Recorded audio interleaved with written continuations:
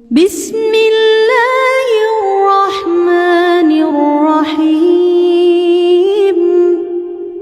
يا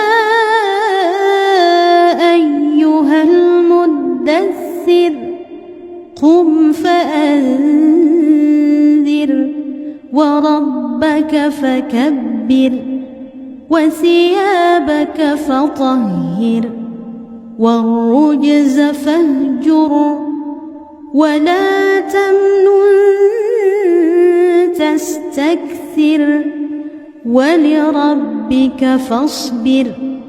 فإذا نقر في الناقور فذلك يومئذ يوم عسير على الكافرين غير يسير. ذرني ومن خلقت وحيدا وجعلت له مالا ممدودا وبنين شهودا ومهدت له تمهيدا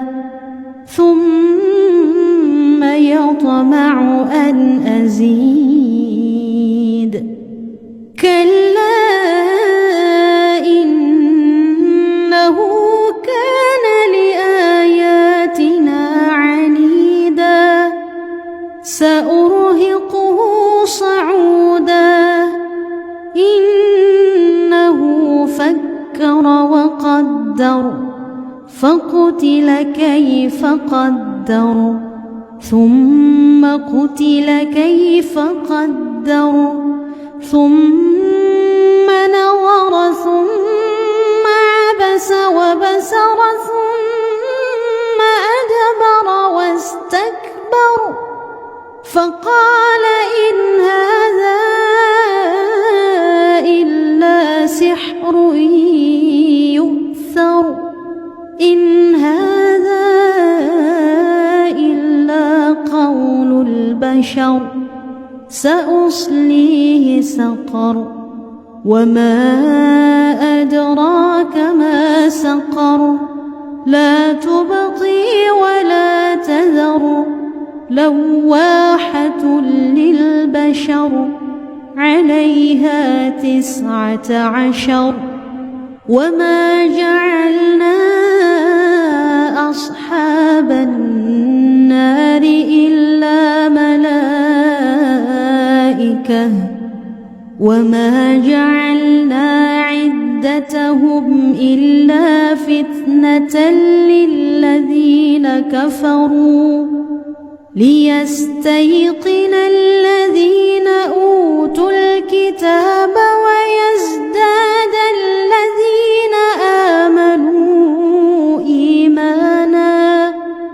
إيمانا ولا يرتاب الذين أوتوا الكتاب والمؤمنون وليقول الذين في قلوبهم مرض والكافرون ماذا أراد الله بهذا مثلا كذلك يضل الله من يشاء ويهدي من يشاء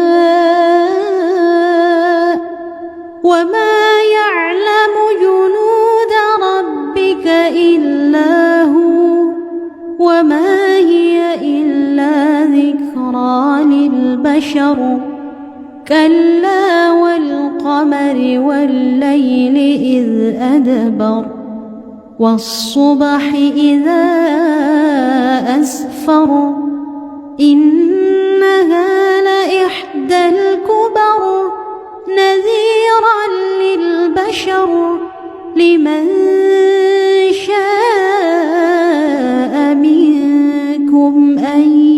يتقدم أو يتأخر كل نفس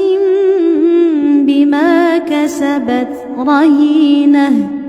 إلا أصحاب اليمين في جنات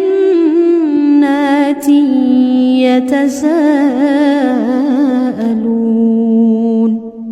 عن المجرمين ما سلككم في سقر قالوا لم نك من المصلين ولم نك نطعم المسكين وكنا نخوض مع الخائضين وكنا نكذب بيوم الدين حتى أتانا اليقين فما تنفعهم شفاعة الشافعين فما لهم عن التذكرة معرضين كأنهم حمر مستنفرة فرت من قسورة بل يريد كل امرئ منهم أن يؤتى صحفا منشرة كلا بل لا يخافون الآخرة كلا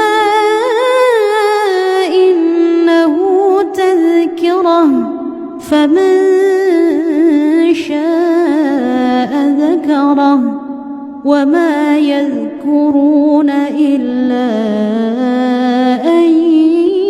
يشاء الله هو أهل التقوى وأهل المغفرة